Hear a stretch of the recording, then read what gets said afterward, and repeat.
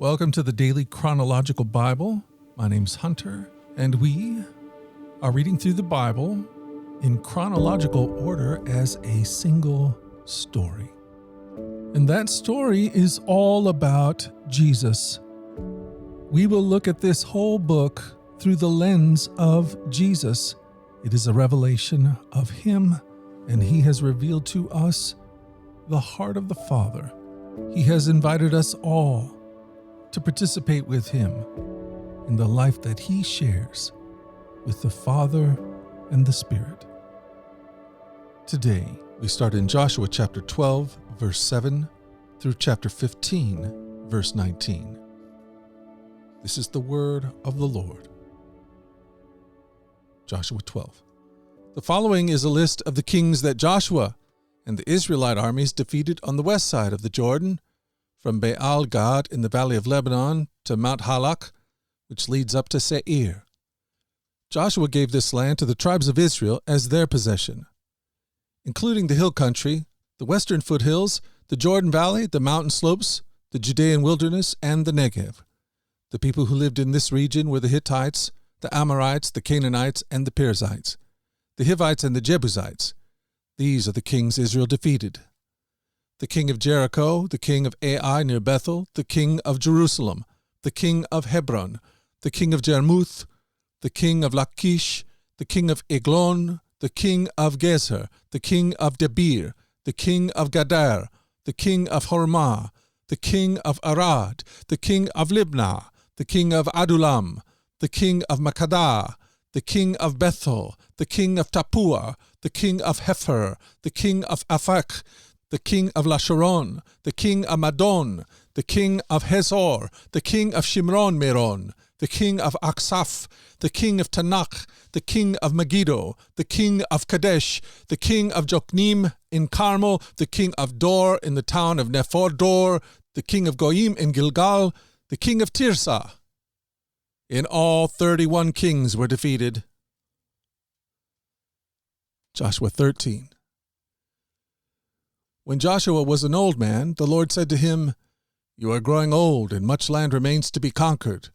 This is the territory that remains, all the regions of the Philistines and the Gerishites, and the larger territory of the Canaanites, extending from the stream of Shehor on the border of Egypt northward to the boundary of Ekron. It includes the territory of the 5 Philistine rulers of Gaza, Ashdod, Eshkelon, Gath, and Ekron. The land of the Avites in the south also remains to be conquered.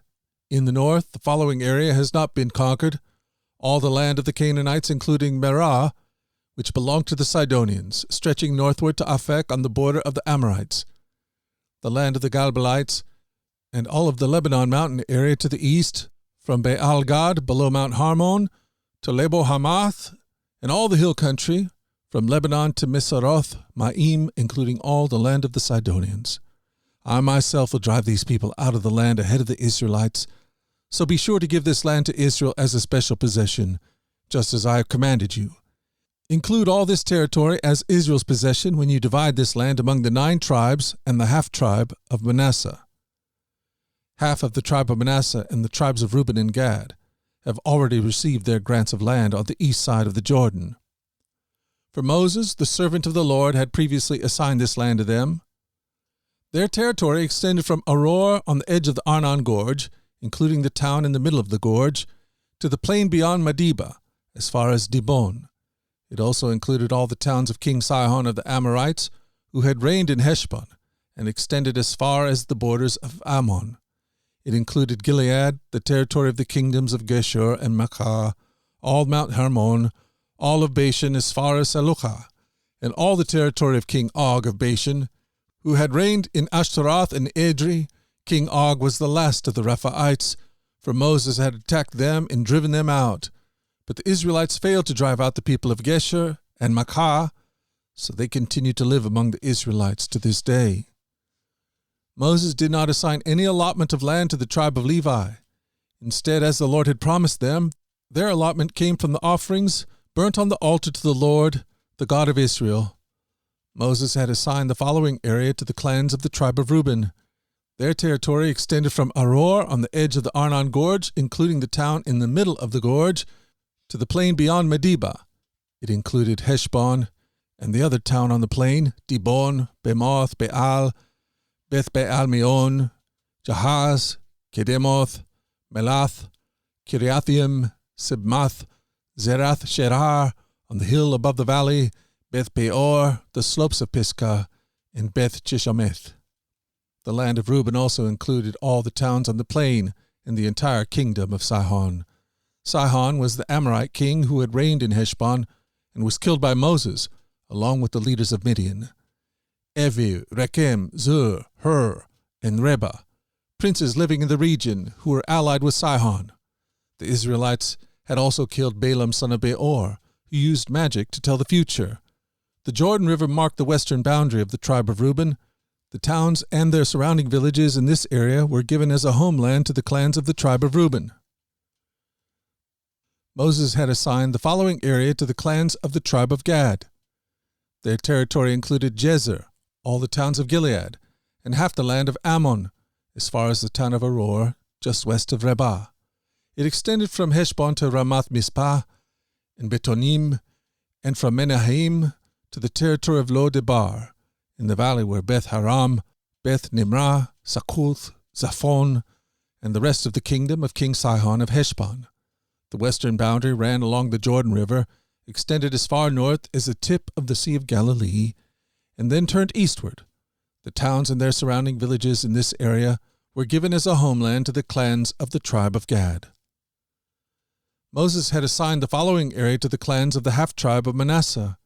Their territory extended from Manahem, including all of Bashan, all the former kingdom of King Og, and the 60 towns of Jair in Bashan.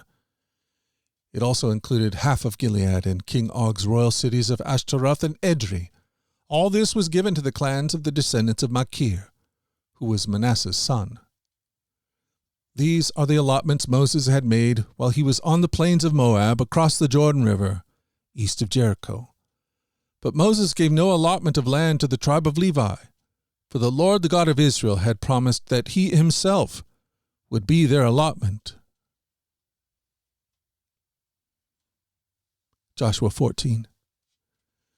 The remaining tribes of Israel received land in Canaan as allotted by Eleazar the priest, Joshua son of Nun, and the tribal leaders. These 9.5 tribes received their grants of land by means of sacred lots, in accordance with the Lord's command through Moses.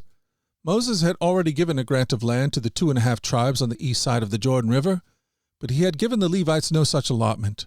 The descendants of Joseph had become 2 separate tribes, Manasseh and Ephraim, and the Levites were given no land at all, only towns to live in, with surrounding pasture lands, for their livestock and all their possessions, for the land was distributed in accordance with the Lord's command to Moses. A delegation from the tribe of Judah, led by Caleb son of Jephunneh the Kenzite, came to Joshua at Gilgal. Caleb said to Joshua, "Remember what the Lord said to Moses, the man of God, about you and me when we were at Kadesh Barnea. I was 40 years old when Moses, the servant of the Lord, sent me from Kadesh Barnea to explore the land of Canaan. I returned and gave an honest report. But my brothers, who went with me, frightened the people from entering the promised land. For my part, I wholeheartedly followed the Lord my God. So that day Moses solemnly promised me, 'The land of Canaan on which you were just walking will be your grant of land, and that of your descendants forever, because you wholeheartedly followed the Lord my God.' Now, as you can see, the Lord has kept me alive and well, as he promised for all these 45 years since Moses made his promise, even while Israel wandered in the wilderness. Today I am 85 years old. I am as strong now as I was when Moses sent me on that journey, and I can still travel and fight as well as I could then. So give me the hill country that the Lord promised me. You will remember that as scouts we found the descendants of Anak living there in great walled towns. But if the Lord is with me, I will drive them out of the land, just as the Lord said." So Joshua blessed Caleb son of Jephunneh, and gave Hebron to him as his portion of land. Hebron still belongs to the descendants of Caleb son of Jephunneh, the Kenzanite, because he wholeheartedly followed the Lord, the God of Israel. Previously, Heshbon had been called Kiriath Araba. It had been named after Arba, a great hero of the descendants of Anak. and the land had rest from war. Joshua chapter 15. The land given to the tribe of Judah. The allotment for the clans of the tribe of Judah reached southward to the border of Edom, as far south as the wilderness of Zin. The southern boundary began at the south bay of the Dead Sea, ran south of Scorpion Pass into the wilderness of Zin, and then went south to Kadesh Barnea to Hezron. Then it went up to Adar, where it turned toward Karkah. From there it passed to Azmon, until it finally reached the brook of Egypt, which it followed to the Mediterranean Sea. This was their southern boundary. The eastern boundary extended along the Dead Sea to the mouth of the Jordan River. The northern boundary began at the bay where the Jordan River empties into the Dead Sea, went up from there to Beth Hoglah, then proceeded north of Beth Araba to the stone of Bohan. Bohan was Reuben's son. From that point, it went through the valley of Achor to Debir, turning north toward Gilgal, which is across from the slopes of Adummim, on the south side of the valley. From there, the boundary extended to the springs of En Shemesh and on to En Rogal. The boundary then passed through the valley of Ben Hinnom, along the southern slopes of the Jebusites, where the city of Jerusalem is located. Then it went west to the top of the mountain above the valley of Hinnom, and on up the northern end of the valley of Rephaim. From there the boundary extended from the top of the mountain to the spring at the waters of Nephtoah, and from there to the towns on Mount Ephron. Then it turned toward Balal, that is Kiriath Jearim. The boundary circled west of Balal to Mount Seir, passed along to the town of Kesalon on the northern slope of Mount Jearim, and went down to Beth Shemesh and on to Timnah. The boundary then proceeded to the slope of the hill north of Ekron, where it turned toward Sechoron and Mount Belah. It passed Jebneel and extended to the Mediterranean Sea. The western boundary was the shoreline of the Mediterranean Sea. These are the boundaries for the clans of the tribe of Judah. The Lord commanded Joshua to assign some of Judah's territory to Caleb, son of Jephunneh. So Caleb was given the town of Kiriath Araba, that is Hebron, which had been named after Anak's ancestor. Caleb drove out the three groups of Anakites, the descendants of Sheshiah, Ahaman, and Talmai, the sons of Anak. From there he went to fight against the people living in the town of Debir, formerly called Kiriath Sephir. Caleb said, "I will give my daughter Aksah in marriage to the one who attacks and captures Kiriath Sephir." Othniel, son of Caleb's brother Kenaz, was the one who conquered it, so Aksah became Othniel's wife. When Aksah married Othniel, she urged him to ask her father for a field. As she got down off her donkey, Caleb asked her, "What's the matter?"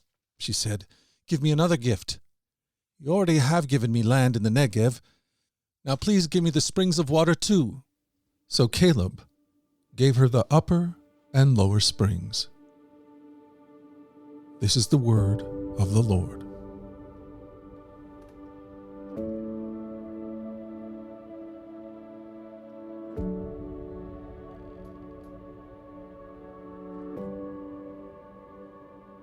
Thank you for joining us at the Daily Chronological Bible. You can find out more about our other podcasts at dailyradiobible.com, where people from all around the world come to join us in this journey through the Scriptures, where we allow the Scriptures to point us to the God who is love, the God revealed to us fully in Jesus. Again, that website is dailyradiobible.com. Until tomorrow, let's go forward in God's joy. Let's let His joy be our strength. And let us always remember this, that you are loved.